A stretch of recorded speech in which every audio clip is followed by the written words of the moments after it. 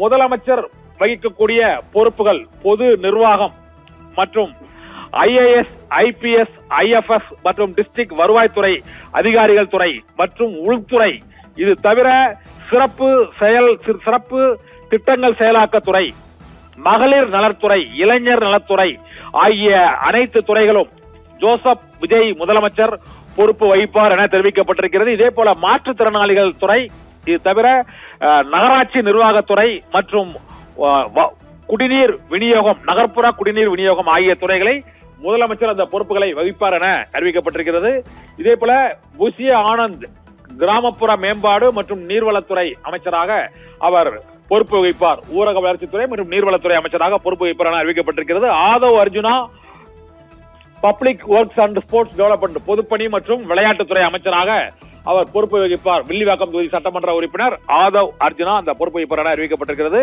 திருச்செங்கோடு தொகுதி சட்டமன்ற உறுப்பினர் டாக்டர் KJ அருண்ராஜ் சுகாதாரத்துறை, மருத்துவம் மற்றும் குடும்ப நலத்துறை அமைச்சராக டாக்டர் KG அருண்ராஜ் பொறுப்பு வகிப்பார் என அறிவிக்கப்பட்டிருக்கிறது. KA செங்கோட்டையன் நிதியமைச்சராக பொறுப்பு வகிப்பார். அந்த துறை ஒதுக்கீடு செய்யப்பட்டிருக்கிறது. நிதித்துறை மற்றும் ஓய்வூதியங்கள் மற்றும் ஓய்வூதிய உதவித்தொகை ஆகிய துறைகள் KA செங்கோட்டையனுக்கு ஒதுக்கீடு செய்யப்பட்டிருக்கிறது. மயிலாப்பூர் சட்டமன்ற தொகுதி உறுப்பினரான P வெங்கட்ரமணனுக்கு உணவு மற்றும் நுகர்பொருள் விநியோகத்துறை அவருக்கு வழங்கப்பட்டிருக்கிறது. உணவுத்துறை அமைச்சராகவும் நுகர்வோர் பாதுகாப்பு மற்றும் விலை கட்டுப்பாட்டுத்துறை அமைச்சராகவும் வெங்கட்ரமணன் பொறுப்பு வகிப்பார் உணவுத்துறை அமைச்சராக என அறிவிக்கப்பட்டிருக்கிறது. திருப்பரங்குன்றம் சட்டமன்ற தொகுதி உறுப்பினர் CTR நிர்மல்குமார் எரிசக்தி துறை அமைச்சர், மின்சாரம் மற்றும் நீதிமன்றங்கள், சிறைத்துறை, ஊழல் ஒழிப்பு மற்றும் சட்டப்பேரவை, ஆளுநர், தேர்தல்கள் ஆகிய துறைகள் அந்த எரிசக்தி துறைக்குள் அடங்கி அத்தனை பொறுப்புகளையும் CTR நிர்மல்குமார் வகிப்பார் என அறிவிக்கப்பட்டிருக்கிறது.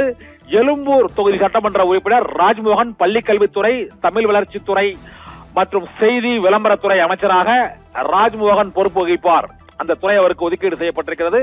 இது தவிர தொல்லியல் துறை மற்றும் செய்தி விளம்பரத்துறை மற்றும் திரைப்பட தொழில்நுட்ப துறை, அச்சகத்துறை ஆகியவற்றையும், அரசு அச்சகம் ஆகியவற்றையும் எழும்பூர் தொகுதி சட்டமன்ற உறுப்பினர் ராஜ்மோகன் பள்ளிக்கல்வித்துறையோடு இணைந்து அந்த துறைகள் அவருக்கு ஒதுக்கீடு செய்யப்பட்டிருக்கின்றன.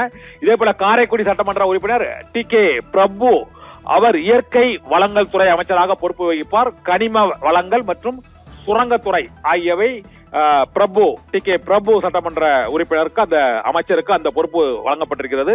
இதே போல சிவகாசி தொகுதி சட்டமன்ற உறுப்பினர் செல்வி கீர்த்தனாவுக்கு தொழில்துறை அமைச்சராக அவர் பொறுப்பு வகிப்பார். தொழில் மற்றும் முதலீடு மேம்பாட்டுத்துறை, முதலீட்டுத்துறை, வளர்ச்சித்துறை ஆகிய துறைகளை செல்வி கீர்த்தனா சிவகாசி சட்டமன்ற உறுப்பினர் அந்த பொறுப்பு வகிப்பார் என